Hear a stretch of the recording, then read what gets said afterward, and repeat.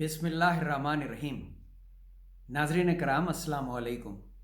امید ہے آپ سب خیریت سے ہوں گے۔ جیسا کہ آپ جانتے ہیں کہ ہم آج کل سورہ البقرہ کی تلاوت، ترجمہ اور منظوم ترجمہ پڑھ رہے ہیں۔ جیسا کہ آپ جانتے ہیں کہ سورہ البقرہ ایک طویل سورہ ہے، تقریباً 250 پارے پہ محیط، اور صرف سورہ ہی طویل نہیں ہے بلکہ آنے والی آیات بھی بہت طویل ہیں۔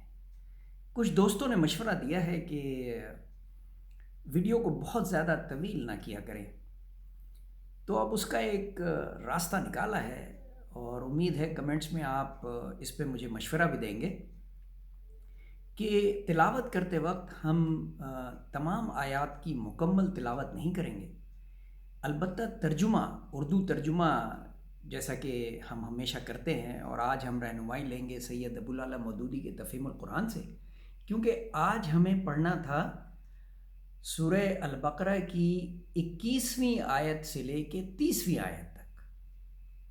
پہلی نشست میں ہم نے پہلی آیت سے لے کے 20 آیات تک پڑھا تھا، اور آج ہمیں پڑھنا ہے انشاءاللہ تعالیٰ 21 سے لے کے 30 آیت تک۔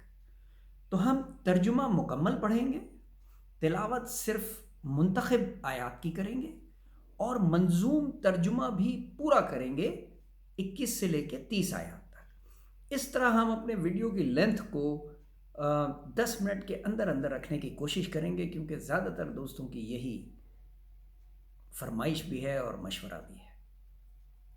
بسم اللہ الرحمن الرحیم۔ آیت نمبر 21 کی تلاوت سے شروع کروں گا۔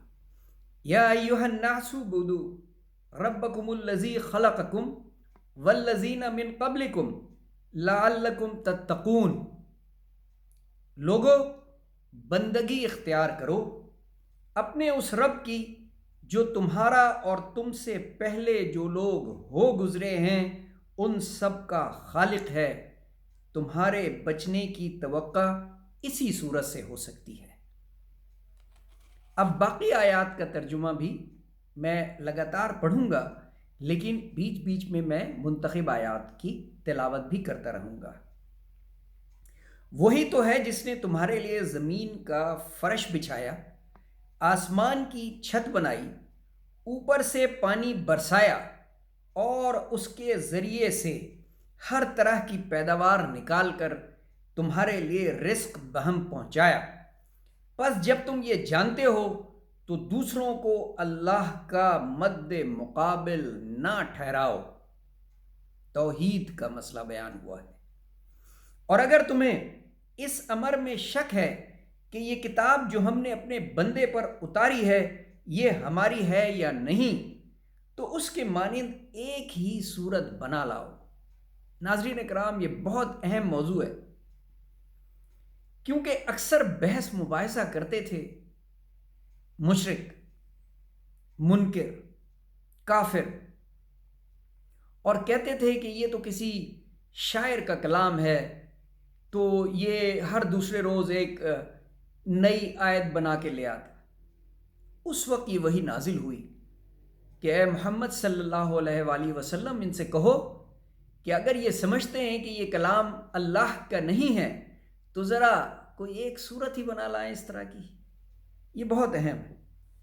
اپنے سارے ہم نواؤں کو بلا لو، ایک اللہ کو چھوڑ کر باقی جس جس کی چاہو مدد لے لو۔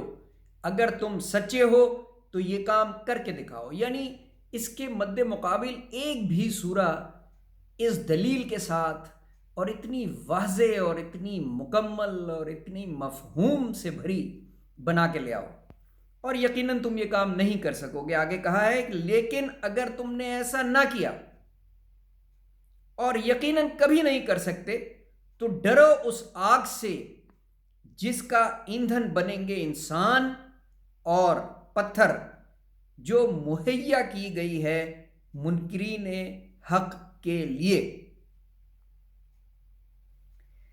وَبَشِّرِ الَّذِينَ آمَنُوا وَعَمِلُوا الصَّالِحَاتِ أَنَّ لَهُمْ جَنَّاتٍ تَجْرِي مِن تحتها الأنهار كلما رزقوا منها من ثمرة رزقا قالوا هذا الذي رزقنا من قبل واتوا به متشابها ولهم فيها ازواج مطهرة وهم فيها خالدون۔ اور اے پیغمبر، جو لوگ اس کتاب پر ایمان لے آئیں اور اس کے مطابق اپنے عمل کو درست کر لیں، انہیں خوشخبری دے دو کہ ان کے لیے ایسے باغ ہیں جس کے نیچے نہریں بہتی ہوں گی۔ ان باغوں کے پھل صورت میں دنیا کے پھلوں سے ملتے جلتے ہوں گے۔ جب کوئی پھل انہیں کھانے کو دیا جائے گا تو وہ کہیں گے ایسے ہی پھل اس سے پہلے دنیا میں ہم کو دیے جاتے تھے۔ ان کے لیے وہاں پاکیزہ بیویاں ہوں گی اور وہ وہاں ہمیشہ رہیں گے۔ ہاں، اللہ اس سے ہرگز نہیں شرماتا کہ مچھر یا اس سے بھی حقیر تر کسی چیز کی تمثیلیں دے، یعنی مثال بیان کرے۔ جو لوگ حق بات کو بلند قبول کرنے والے ہیں وہ انہی تمثیلوں کو دیکھ کر جان لیتے ہیں کہ یہ حق ہے جو ان کے لیے رب ہی کی طرف سے آیا ہے، اور جو ماننے والے نہیں ہیں وہ انہیں سن کر کہنے لگتے ہیں کہ ایسی تمثیلوں سے اللہ کو کیا سروکار۔ اس طرح اللہ ایک ہی بات سے بہتوں کو گمراہی میں مبتلا کر دیتا ہے اور بہتوں کو راہ راست دکھاتا ہے، اور گمراہی میں وہ انہی کو مبتلا کرتا ہے جو فاسق ہیں۔ اللہ کے عہد کو مضبوط باندھ لینے کے بعد توڑ دیتے ہیں۔ اللہ نے جسے جوڑنے کا حکم دیا اسے کاٹتے ہیں اور زمین میں فساد برپا کرتے ہیں۔ حقیقت میں یہی لوگ نقصان اٹھانے والے ہیں۔ صدق اللہ العظیم۔ ناظرین کرام، اب آیت نمبر 21 سے 30 تک کا منظوم ترجمہ انتہائی آسان الفاظ میں بیان کروں گا، جس سے آپ کو عمومی مفہوم ان تمام آیات کا سمجھ میں آ جائے گا۔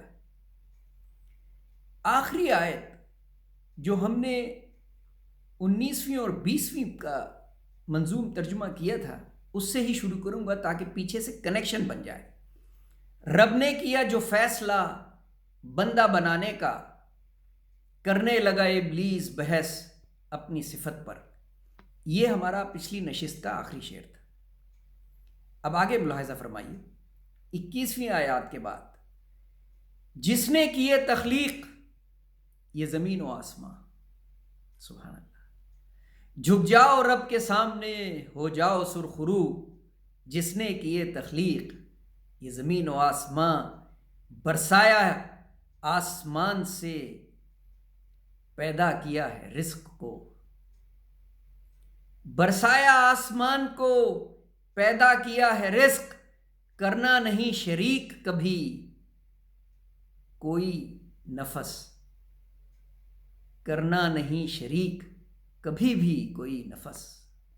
اللہ تعالیٰ نے بہت سختی سے کہا ہے میرے ساتھ کبھی کسی کو شریک نہ کرنا، تمہارے باقی چھوٹے موٹے سارے گناہوں کو میں معاف کر دوں گا۔